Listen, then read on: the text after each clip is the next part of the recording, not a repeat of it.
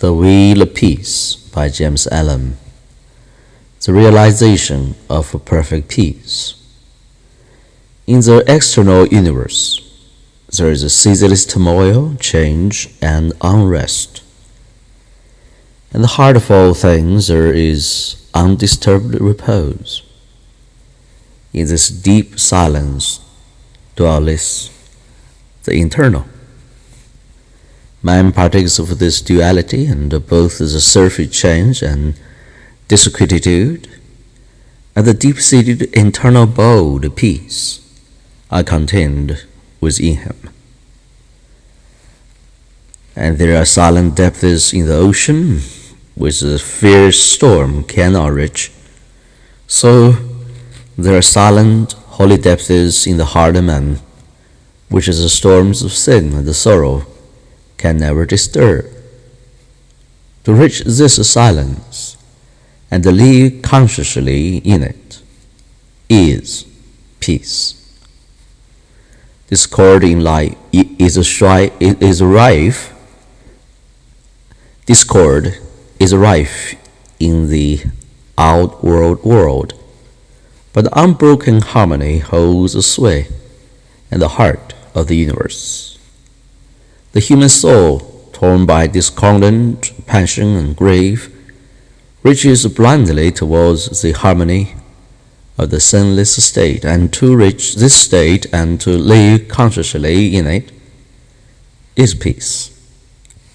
Each other serves human lives, fosters persecution, and hurls nations into ruthless war. Yet man, though they do not understand why, retain some measure of faith in the overshadowing of a perfect love, and to reach this love and to live consciously in it is peace. And this inward peace, this silence, this harmony, this love, is the kingdom of heaven, which is so difficult to reach because few are willing to give up themselves and to become as little children. Heaven's gate is very narrow and minute. It cannot be perceived by foolish men, blinded by vain illusions of the world. Even the clear-sighted who discern the way and seek to enter find the portal barred and hard to be unlocked. Its massive bolts are pride and passion, avarice and lust. Men cry, peace, peace, where there is no peace. But on the contrary, discord, disquietude, and the strife, apart from what wisdom, which is inseparable from self-renunciation, there can be no real and abiding peace.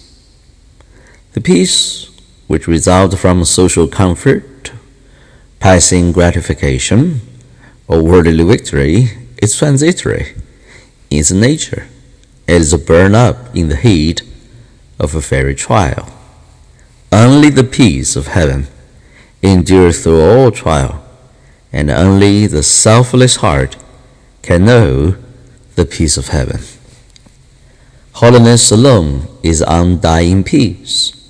Self-control leads to it, and the ever-increasing light of wisdom guides the pilgrim on his way. It's partaken of in a measure as soon as the path of virtue is entered upon, but is only realized in its fullness when self disappears in the consummation of a stainless life. This is peace, to conquer love of self and the lust of life, to tear deep-rooted passion from the heart, to still the inward strife. If, O reader, you would realize the light that never fades, the joy that never ends, and the tranquility that cannot be disturbed, if you would leave behind forever your sins, your sorrows, your anxieties, and perplexities, If I see you to partake of this salvation with a supremely glorious life, then conquer yourself. Bring every thought, every impulse, every desire into perfect obedience to the divine power resident within you.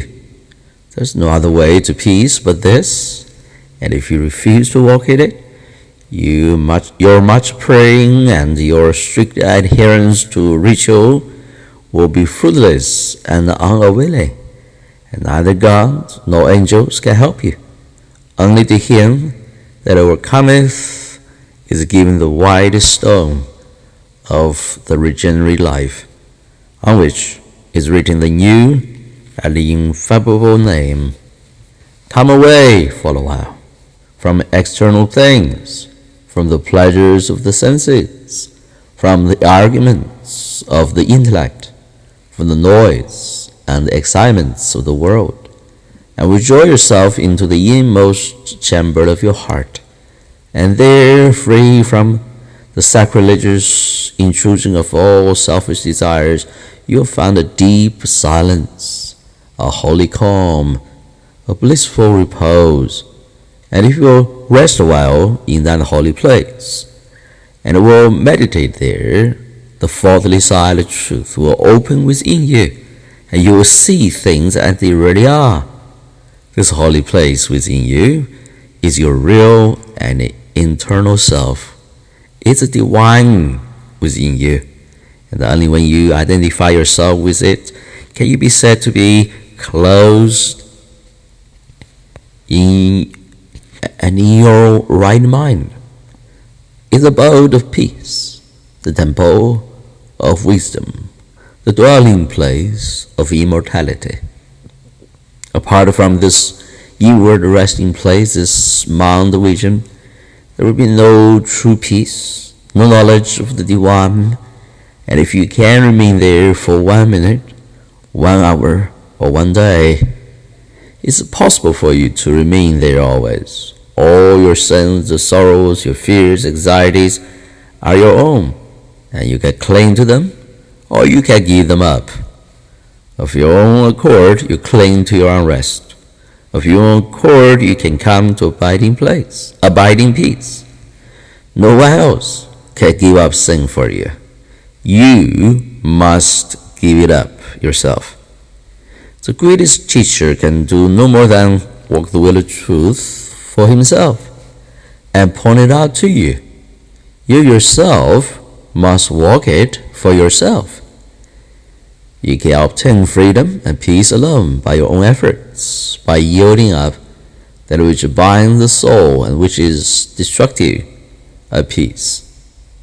The angels' divine peace and joy are always at hand.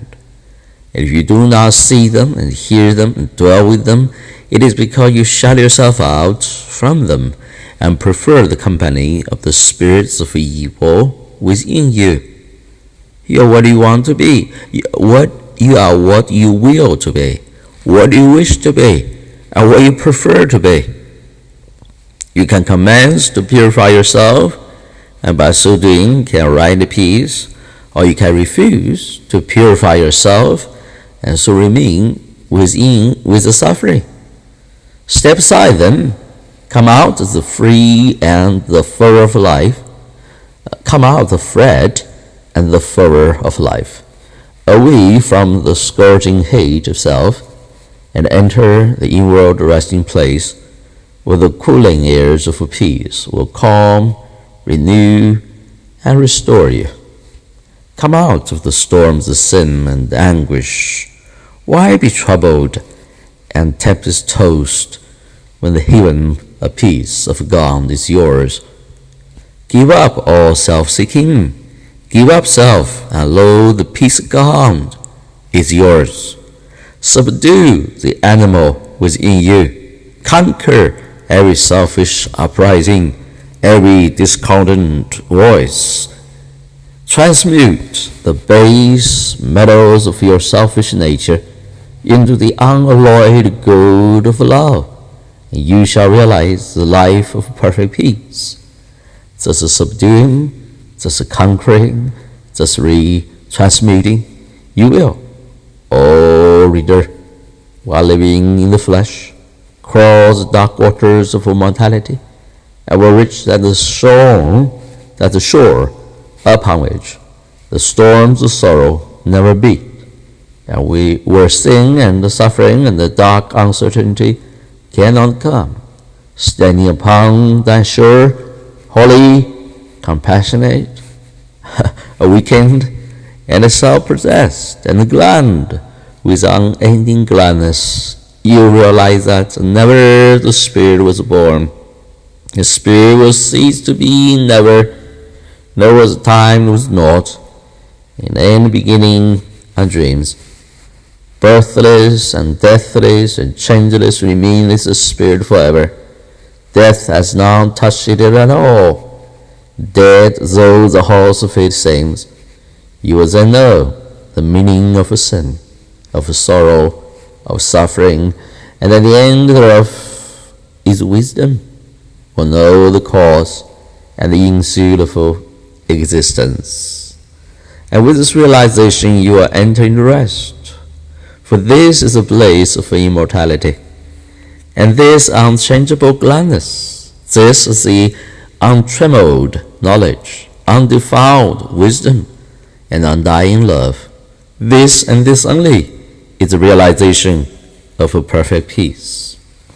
O thou who wellest teach man of truth, hast thou passed through the desert of doubt? Art thou purged by the fires of sorrow? Has truth the friends of opinion cast out thine human heart?